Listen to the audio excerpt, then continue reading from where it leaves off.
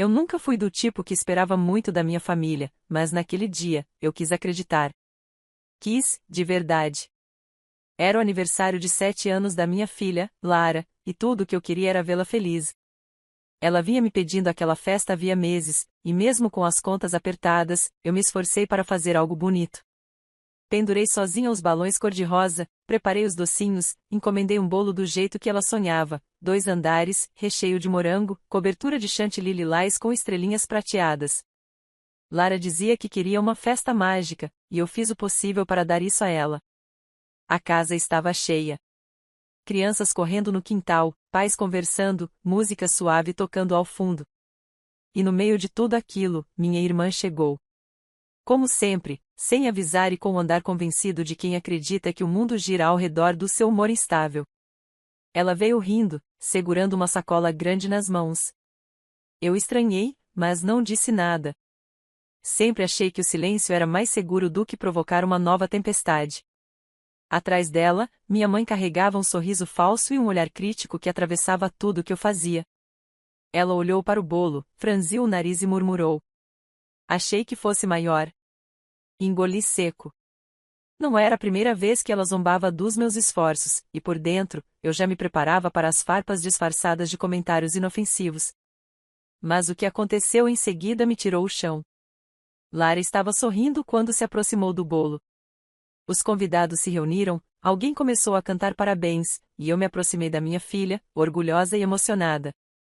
Ela parecia tão feliz com o vestido roxo de tule que escolhemos juntas, com o cabelo preso em 2 tranças que fiz de madrugada. O olhar dela brilhava como se o mundo finalmente tivesse parado só para ela. E então, do nada, como se fosse a coisa mais normal do mundo, minha irmã pegou o bolo, todo o bolo, e atirou direto no rosto da minha filha.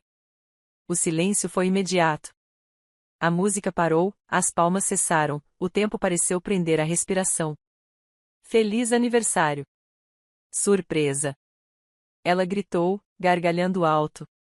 Minha mãe levou a mão à barriga, rindo como se tivesse acabado de assistir à melhor comédia da década. Isso foi hilário. Ela disse, limpando uma lágrima do canto do olho de tanto rir. Eu congelei. Lara ficou ali, parada, coberta de glacê, os olhos arregalados, os ombros encolhidos, sem entender o que havia acabado de acontecer. A massa do bolo escorria pelo vestido novo, pela pele delicada, pelos cabelos que ela tanto adorava. Nenhuma criança riu. Nenhum adulto achou graça. Todos estavam tão chocados quanto eu. Mas minha irmã continuava sorrindo. E minha mãe aplaudia. Eu quis gritar.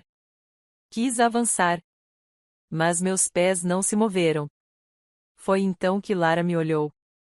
Com os olhos marejados, a voz trêmula, e uma calma quase estranha para uma criança de 7 anos, ela disse: "Mãe, posso mostrar a eles as lembrancinhas?" O sorriso da minha irmã morreu. O da minha mãe sumiu. Porque elas sabiam. Sabiam que eu havia deixado Lara preparar as lembrancinhas sozinha. Sabiam que, pela primeira vez, eu dei a ela liberdade para fazer algo só dela. Mas o que não sabiam era o conteúdo. Lara caminhou, lenta e firme, até a mesa lateral onde estavam as sacolas cor-de-rosa com laços dourados. Cada convidado tinha uma. Eu a observei abrir uma das sacolas e retirar o que havia dentro. Um livrinho. Um caderno de capa dura com ilustrações que ela mesma desenhou. E no topo, um título escrito com canetinha preta. As pessoas que me machucam. Um silêncio novo se formou, mais denso, mais frio. Eu desenhei todo mundo. E escrevi o que fizeram comigo, disse Lara, com a voz clara, voltando a encarar a plateia agora paralisada. A irmãzinha de uma colega folheou curiosa o caderno que recebeu. O pai de um amiguinho segurou a sacola como se pesasse uma tonelada. Mas foi quando minha mãe pegou um dos livrinhos e viu o próprio nome desenhado com traços infantis, segurando uma colher de pau com a legenda. Ela me chamou de burra porque não consegui ler rápido, em que o ar pareceu sumir de vez. Minha irmã, ao folhear a página seguinte, leu em voz baixa. Ela me empurrou na piscina com roupa porque disse que eu cheirava mal. Ela mentiu. Minha irmã gritou, indignada. Ela está inventando essas coisas. Mas ninguém respondeu. Ninguém defendeu. Minha filha, ainda com glacê nos cabelos, estava parada com o queixo erguido, segurando aquele caderno como um troféu. Vocês não deviam rir das pessoas, ela disse, simples, como quem apenas diz uma verdade. A vergonha que cobriu os rostos de minha mãe e minha irmã foi quase física. As outras crianças se afastaram. Os adultos murmuravam entre si. E eu permaneci em silêncio, sentindo uma onda morna crescer no peito. Não era ódio. Era algo mais forte. Era um tipo de dor orgulhosa, misturada com uma força que eu não sabia que ainda morava em mim. Minha filha, aos 7 anos, fez o que eu levei 36 para aprender, olhar nos olhos de quem te humilha e dizer: eu vejo o que você faz e não vou esquecer. O aniversário continuou. Não como uma celebração, mas como um despertar. Minha irmã saiu pisando firme, bufando e acusando todo mundo de ser sensível demais. Minha mãe tentou levar alguns convidados com ela, mas ninguém foi. Lara recebeu um abraço de cada criança. Os pais me cumprimentaram pela criação. E eu, pela primeira vez em muito tempo, não me senti menor. Mais tarde, enquanto dava banho em Lara e tirava os últimos pedaços de chantilly do seu cabelo, ela sussurrou: Mãe, agora elas vão me deixar em paz? Apertei sua mão. Não sei, meu amor. Mas agora elas sabem que você não está sozinha. Ela sorriu e fechou os olhos. Dormiu tranquila naquela noite. Mas eu, não. Porque enquanto minha filha descansava, eu planejava. Aquilo era só o começo. Elas tinham destruído o bolo. Agora, eu destruiria a imagem delas. A noite seguinte ao aniversário de Lara foi longa. O silêncio da casa contrastava com o rebuliço que minha mente fazia. Eu não conseguia dormir. Ficava sentada na beira da cama dela, vendo seu rostinho calmo respirar em paz. Um lado de mim se perguntava se eu estava exagerando. O outro gritava por justiça. A imagem do bolo atingindo o rosto dela repetia na minha cabeça como uma tortura. O som da gargalhada da minha mãe, o tom debochado da minha irmã, a covardia embutida naquele gesto mascarado de piada, tudo aquilo queimava. Não era apenas sobre o bolo. Era sobre anos engolindo humilhações, desprezos velados, frases cruéis escondidas em tom de brincadeira. Na manhã seguinte, enquanto Lara assistia aos desenhos no sofá, recebi a primeira mensagem. Parabéns pelo teatrinho. Só uma criança criada por você mesmo para ser tão dissimulada. Era da minha irmã. Sem nome, sem bom dia. Apenas veneno puro. Respondi apenas com: Você não é mais bem-vinda na minha casa. Ela visualizou e não respondeu. Eu sabia que não ia parar por ali. E não parou. À tarde, minha mãe ligou. Atendi por impulso, ainda com a voz presa no peito. Sabe o que você fez ontem? Ela começou, sem nem respirar. Você envergonhou a família inteira. As pessoas estão comentando. Comentando. Sua filha inventando histórias horríveis, e você achando isso bonito? Fechei os olhos. Ela não inventou nada. E você sabe disso. Ah, por favor. Criança exagera tudo. E mesmo se fosse verdade, você quer mesmo que ela saia por aí apontando o dedo para os outros? Isso é coisa de menina malcriada. Malcriada, repeti, devagar. Você empurrou ela contra a parede quando ela chorou porque estava com medo de escuro. Lembra disso? Ou também foi invenção dela? Silêncio. Ela suspirou fundo. E então, com o veneno mais frio que já ouvi. Você é exatamente como seu pai dizia. Fraca. Emocional. Incapaz de controlar a própria filha. E agora está criando uma mentirosa. Desliguei. Ela me ligou de novo. E de novo. Mandei direto para a caixa postal. Pela primeira vez, não quis ouvir. Pela primeira vez, coloquei meus limites antes da culpa. No dia seguinte, quando fui levar Lara para a escola, senti os olhares. Pais cochichando entre si, mães que antes me cumprimentavam desviando os olhos. A fofoca tinha se espalhado. Uma das mães se aproximou, hesitante. Oi, só queria dizer que, bom, se você precisar de alguma coisa, tô por aqui. Aquilo que sua irmã fez foi imperdoável. Abracei aquelas palavras como quem encontra abrigo em tempestade. Mas nem todos pensavam assim. Recebi um bilhete na mochila da Lara. Letras apressadas, escritas com raiva. Tira essa menina daqui. Não queremos mais problemas. Era isso. Elas tinham plantado a dúvida. E agora, Lara começava a pagar. Aquilo acendeu algo em mim. Eu sempre fui a filha quieta. A irmã que cedia. A mulher que engolia. Mas agora, não era só por mim. Era pela minha filha. E se elas achavam que eu ia recuar, estavam prestes a descobrir quem eu era de verdade. Passei o fim de semana mexendo em caixas antigas. Diários, cartas, fotografias. Vasculhei tudo, procurando provas, qualquer coisa que não deixasse dúvida sobre os anos de abuso velado que minha filha e eu sofremos. Encontrei uma carta que minha mãe escreveu quando eu tinha 15 anos, jogando na minha cara o quanto eu era um peso, o quanto preferia minha irmã por ser mais bonita, mais alegre, mais normal.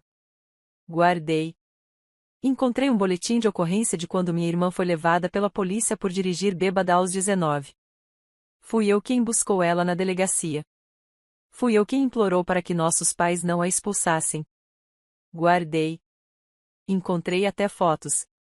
Fotos dela embriagada em festas com minha filha recém-nascida no colo, dormindo em sofá alheio, enquanto eu, exausta, pedia socorro e ninguém ouvia. Montei um dossiê. Uma linha do tempo. Mas não era o suficiente. Porque o que elas faziam não deixava hematomas visíveis. Era sutil, era psicológico. Era o tipo de violência que ninguém acredita, até ser tarde demais. Decidi fazer um vídeo. Fui até o quarto, preparei o celular, ajeitei a luz. Respirei fundo. Apareci, sem maquiagem, sem roteiro, só a verdade. Meu nome é Carolina. E está a história da festa de 7 anos da minha filha. E contei tudo. Do começo ao fim. As frases, os gestos, os silêncios cortantes. Mostrei partes do caderno que Lara distribuiu. Mostrei prints das mensagens. E, com a voz firme, encerrei. Se você já passou por algo parecido, saiba, você não está sozinha. E eles não vão te silenciar. Postei. Desliguei o celular. Fui dormir com o coração pesado, mas pela primeira vez, livre. No dia seguinte, o vídeo já tinha mais de 50.000 visualizações. Os comentários se dividiam entre apoio e ódio. Mas a avalanche que se formou era impossível de conter. Minha irmã postou um vídeo chorando, dizendo que foi só uma brincadeira mal interpretada. Minha mãe ligou berrando, me chamando de louca, de ingrata, dizendo que eu estava destruindo a imagem da família. Respondi com a mesma frase que minha filha me ensinou. Vocês não deviam rir das pessoas. E desliguei. Mas eu sabia, aquilo era só a primeira ruína. A fundação da mentira ainda estava de pé. E para proteger minha filha de vez, eu teria que derrubar tudo. Acordei com o som de notificações pipocando no meu celular. Não era uma ou duas mensagens. Eram centenas. O vídeo tinha ultrapassado 200.000 visualizações. A hashtag com o nome da minha filha estava nos assuntos do momento. Algumas pessoas, especialmente mães, estavam revoltadas com o que viram. Outras diziam que eu estava usando a menina para me vingar da família. Os julgamentos vinham de todos os lados, como flechas disparadas por quem nunca viveu um inferno íntimo. Lara ainda dormia, agarrada ao bichinho de pelúcia que ganhou no aniversário. Seu rosto estava tranquilo, como se não fizesse ideia da tempestade que se armava do lado de fora da nossa casa. Enquanto preparava o café, meu celular tocou. Reconheci o número do colégio. Um aperto imediato me tomou o peito. Senhora Carolina? Era a coordenadora. A voz dela soava desconfortável. Precisamos conversar sobre a Lara. De preferência hoje. Perguntei se havia acontecido algo grave. Ela hesitou. Melhor conversarmos pessoalmente. Na mesma hora, pedi para que uma vizinha de confiança ficasse com Lara e fui para a escola com o coração aos pulos. A coordenadora me recebeu com um olhar sério. Sentou-se, respirou fundo. A exposição que o vídeo teve provocou reações. Alguns pais alegam que suas filhas foram citadas nos cadernos distribuídos. Dizem que isso feriu a imagem das crianças. E estão pressionando a diretoria para que Lara seja transferida. Meu sangue gelou. Ela é a vítima, falei, com a voz trêmula, mas firme. O que aconteceu naquela festa foi um ataque humilhante, e agora vocês querem punir minha filha por ter se defendido. Eu entendo a sua dor, Carolina. E sei que Lara é uma menina doce. Mas essa situação se tornou maior do que ela. Existem pressões, e precisamos manter a ordem no ambiente escolar. Fiquei em silêncio por alguns segundos. A raiva me queimava por dentro. Então é assim que vocês lidam com abusos? Tirando a criança da escola para que os agressores e cúmplices possam dormir em paz? Ela desviou o olhar. Sabia que eu estava certa. Mas estava de mãos atadas. Saí de lá em silêncio, com um nó preso na garganta. No caminho de volta, os olhos marejados me impediam de dirigir com clareza. Estacionei na frente de casa e fiquei ali, parada, sentindo aquela impotência crescer como uma maré. Quando entrei, Lara correu até mim com um sorriso e me abraçou pela cintura. Mãe, adivinha? Meu vídeo tem muitos coraçõezinhos. Tentei sorrir. Ela parecia feliz. Talvez não tivesse lido os comentários mais cruéis. Talvez tivesse apenas olhado o lado bom, os gestos de carinho, os desenhos de crianças que começaram a enviar mensagens dizendo que também tinham medo da escola, da tia, do avô. Mas eu sabia. O mundo não perdoava mulheres que expunham a verdade. Muito menos quando essa verdade incomodava. Naquela noite, recebi uma ligação da minha tia, irmã mais nova da minha mãe. Não tínhamos muito contato, mas ela viu o vídeo e quis me apoiar. Você não está errada, Carol. Nunca esteve. Eu cresci ouvindo a sua mãe fazer piadas com você como se fosse lixo. Eu era criança e sentia vergonha por não conseguir te defender. Ela respirou fundo. Se quiser, eu tenho áudios. Coisas que ela me disse quando você engravidou, quando decidiu criar a Lara sozinha. Eu guardei por raiva. Mas agora, talvez te ajude. Meus olhos se encheram de lágrimas. Manda. Por favor. Ela enviou naquele instante. Foram 3 áudios. Todos gravados com a voz da minha mãe, cheia de desprezo, dizendo que aquela idiota engravidou porque queria chamar atenção, que a filha dela provavelmente vai ser tão fracassada quanto, e que deveria ter sido homem, porque mulher fraca só atrapalha. Fiquei paralisada ouvindo aquilo. Não era só crueldade, era ódio. Era desprezo vindo de alguém que, por anos, fingiu que tudo o que fazia era para o meu bem. Guardei os áudios. Respirei fundo. E decidi que a próxima etapa exigiria calma. Estratégia. No dia seguinte, fui até um advogado. Expliquei tudo. Mostrei os prints, os vídeos, os áudios, o bilhete da escola, os cadernos. Ele ouviu tudo em silêncio. E ao final, apenas disse: se você quiser, podemos iniciar um processo judicial por danos morais. Tanto contra sua irmã quanto contra sua mãe. Mas isso pode levar tempo. E vai ser feio. Olhei nos olhos dele e respondi: já está feio. Só quero que elas nunca mais tenham poder sobre minha filha. Ele assentiu. E começamos. Ao mesmo tempo, decidi procurar uma psicóloga para Lara. Queria garantir que toda essa exposição não deixasse marcas profundas. Quando expliquei o motivo da consulta, a profissional apenas disse: uma criança que escreve sobre seus agressores com essa clareza está te pedindo proteção. Não cale essa voz. Voltei para casa decidida. E no meio da noite, publiquei mais um vídeo. Desta vez, foi diferente. Coloquei os áudios. Mostrei as mensagens. Li, com calma, o bilhete enviado por pais covardes que tentavam calar minha filha por conveniência. E terminei com as palavras que ardiam no meu peito. O que vocês chamam de exposição eu chamo de libertação. E o que vocês acham que é um ataque contra a família, é só a verdade vindo à tona. O vídeo explodiu. A escola recebeu dezenas de e-mails de apoio a Lara. Organizações começaram a me procurar. Grupos de mães compartilharam a história, se posicionando contra o silenciamento de crianças vítimas de abuso emocional. Mas foi no terceiro dia que a bomba real caiu. Uma das mães que participou da festa postou um vídeo dizendo que já havia presenciado minha irmã destratar Lara em outras ocasiões. Que sempre achou estranho o jeito como minha mãe falava comigo, até mesmo na frente dos outros. Em pouco tempo, surgiram relatos de conhecidos, antigos colegas, ex-funcionárias da minha mãe que diziam ter presenciado horrores dentro daquela casa. A máscara começou a cair. E com ela, o controle. Minha irmã me ligou aos prantos. Você está acabando com a minha vida. Você começou a destruir a vida da minha filha quando decidiu jogar um bolo na cara dela. Agora, está só vendo o retorno. Você vai pagar por isso, Carolina. Eu juro. Não. Quem vai pagar, é você. E desliguei. Mas não desliguei a guerra. Porque agora eu sabia, tudo que elas construíram em cima de mentiras e arrogância, estava prestes a ruir. E eu faria questão de estar presente em cada estalo da queda. Eu sempre soube que a verdade incomodava. Mas subestimei o quão longe iriam para tentar silenciá-la. Na semana seguinte, recebi uma notificação do Conselho Tutelar.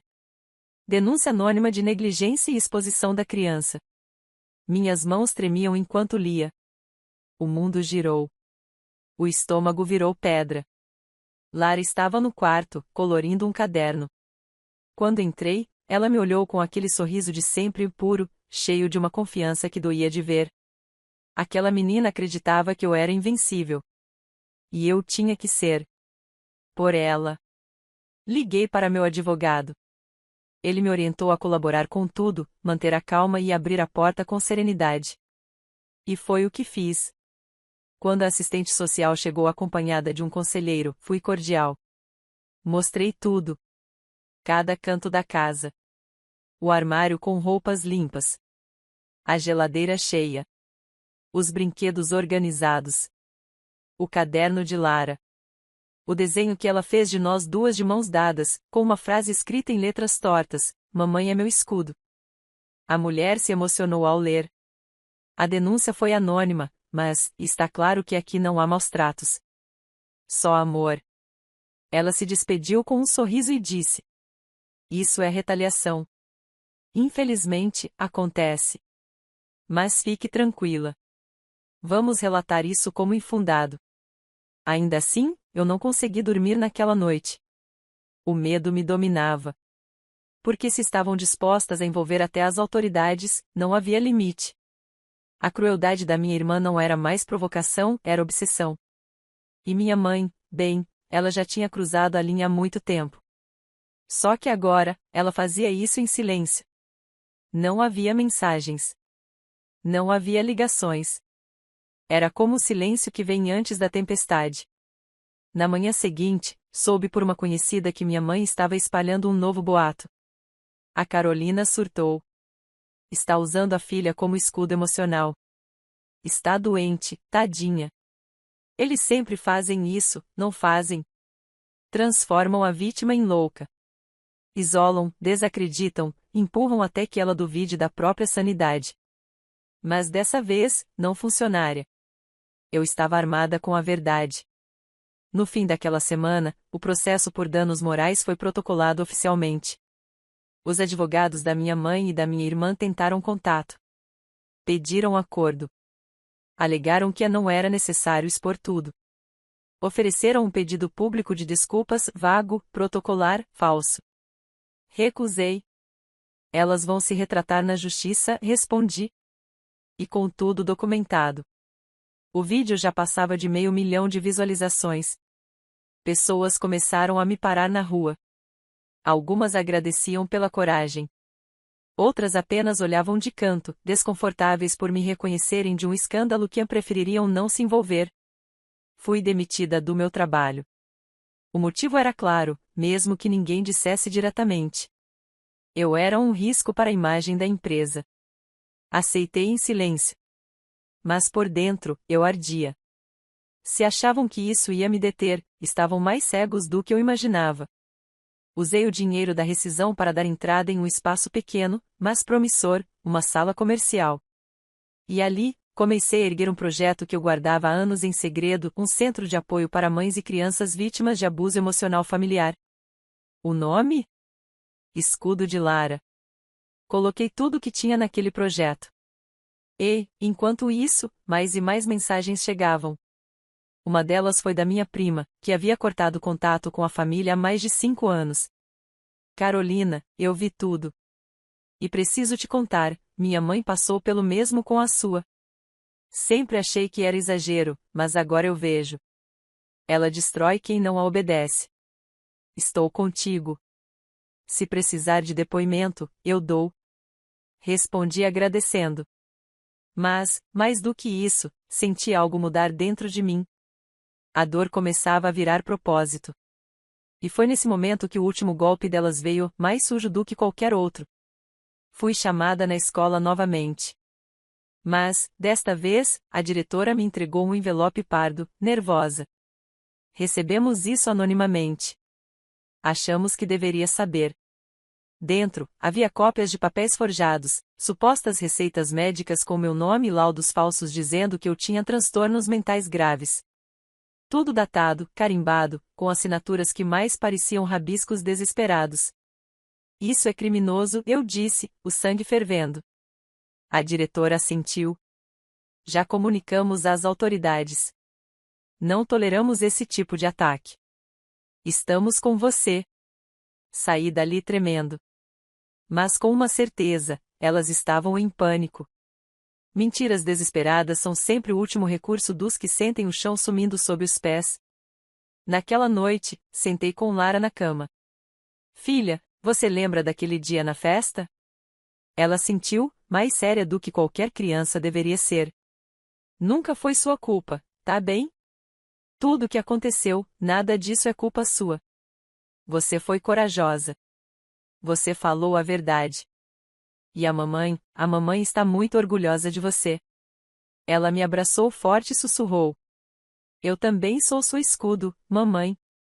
Desabei em lágrimas ali mesmo, naquele abraço pequeno que continha toda a força do mundo. Era isso. Eu não podia voltar no tempo. Não podia apagar a humilhação. Mas podia construir o futuro dela sobre alicerces firmes. Um futuro onde ela soubesse que vale a pena se levantar. Que vale a pena dizer basta.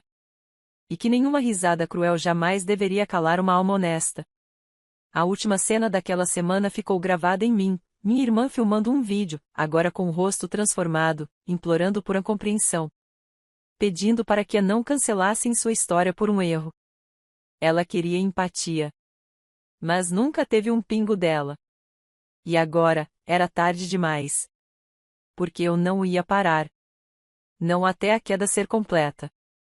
O julgamento foi marcado para uma terça-feira nublada, o tipo de dia em que o céu parece segurar o fôlego. Eu estava com as mãos suando, mas o olhar firme. Atrás de mim, Lara segurava meu dedo com força. Ela vestia a blusa com o nome do nosso projeto estampado no peito, Escudo de Lara. Disse que queria usar para mostrar que não tem mais medo. Meu advogado me ajudou a sentar. O tribunal era pequeno, mas cada passo até ali parecia 1 quilômetro.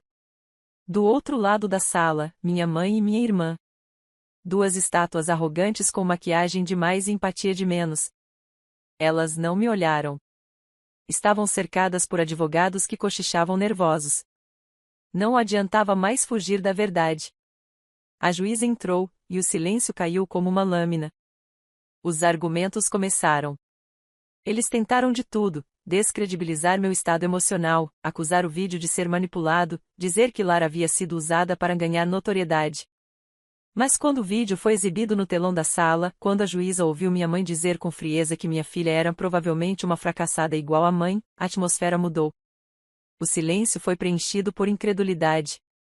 A juíza ergueu os olhos e disse: Senhoras, isso não é uma piada mal interpretada. É abuso emocional contínuo. Depois vieram os áudios, os prints, os depoimentos de colegas, vizinhos, da psicóloga de Lara, da coordenadora da escola. E então, no fim da tarde, a juíza se dirigiu a mim. Senhora Carolina, deseja fazer uma última declaração? Levantei. A garganta doía, mas a voz saiu firme. Desejo, sim. Parei por um segundo. Respirei fundo. E falei. Por muito tempo, eu acreditei que era fraca. Que merecia ser humilhada, ignorada, tratada como um erro. Minha mãe dizia que me criou da melhor forma que sabia.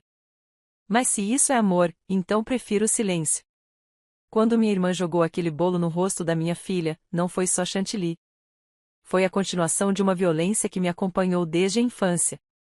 Eu sobrevivi calada. Mas minha filha não vai crescer achando que ser humilhada é normal. Ela aprendeu a reagir.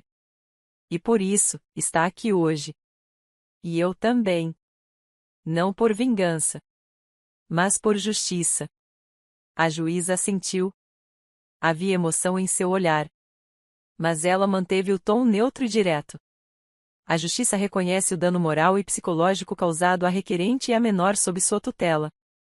A senhora Natália e a senhora Vera estão condenadas a pagar indenização proporcional aos danos causados e estão proibidas de se aproximar da menor ou manter contato com a requerente por qualquer meio. Minha irmã murmurou algo. Minha mãe arregalou os olhos. A sentença era clara. Definitiva. Na saída, elas tentaram se aproximar. Os seguranças bloquearam. Mas eu as encarei. Pela primeira vez, sem medo. Sem fraqueza. Sem raiva, até. Apenas com a certeza de que agora, acabou. Nos meses que se seguiram, muita coisa mudou. A história continuou circulando. O centro de apoio cresceu. Recebi doações, voluntários, apoio de pessoas que eu jamais imaginei. O espaço se transformou em um abrigo emocional para mães e crianças como nós, cansadas de sobreviver em silêncio. Lara foi transferida para uma nova escola, onde floresceu como nunca. A psicóloga disse que ela era uma menina emocionalmente resiliente e surpreendentemente lúcida para a idade. Ela sorria mais. Dormia melhor. E, vez ou outra, ainda dizia: Mãe, eu gosto de quando a gente não precisa fingir. E eu sabia exatamente o que ela queria dizer. Um dia, enquanto limpava uma prateleira do centro, encontrei uma das lembrancinhas do aniversário. Aquele caderno que começou tudo. O caderno com os desenhos e frases curtas, mas afiados como faca. Abri na primeira página. Ela disse que meu choro era barulhento demais. Fechei os olhos por um instante. E sorri. Porque aquele papel, marcado com dor, também era prova de coragem. Era a voz de uma menina que se recusou a aceitar a violência como herança. Voltei ao trabalho com o coração em paz. Meses depois, recebi uma carta. Manuscrita. Sem remetente. Era da minha mãe. Não sei onde errei com você. Sempre quis o melhor. Talvez você só tenha nascido fraca demais para aguentar as críticas. Talvez sua filha vá te odiar como você me odeia hoje. O tempo vai mostrar. Rasguei sem terminar de ler. Porque havia um tempo em que eu teria chorado. Rebatido. Suplicado. Mas aquele tempo morreu com o bolo no rosto da minha filha. Não sou mais aquela mulher. E Lara? Lara não é mais uma menina sozinha em meio aos risos cruéis. Ela é filha de uma mulher que renasceu do silêncio. E é por isso que, na placa da porta do nosso centro, está escrito: aqui, nenhuma criança será calada. E nenhuma mãe será tratada como invisível. Hoje faz um ano desde o aniversário do bolo. Fizemos uma festa nova. Pequena, apenas com amigos verdadeiros. O bolo era simples, com glacê lilás e estrelinhas prateadas, como ela sonhou no ano anterior. Lara apagou as velas com um pedido secreto e, depois, me abraçou. Mãe, esse foi o melhor aniversário de todos. Por quê? Ela me olhou com aquele brilho no olhar que só crianças livres têm. Porque aqui ninguém ri da gente. E naquele instante, eu soube, o inferno passou. A dor virou raiz. E a força, nasceu do amor. A vingança delas foi o escárnio. A minha foi viver bem. E nunca mais ser silêncio. Fim.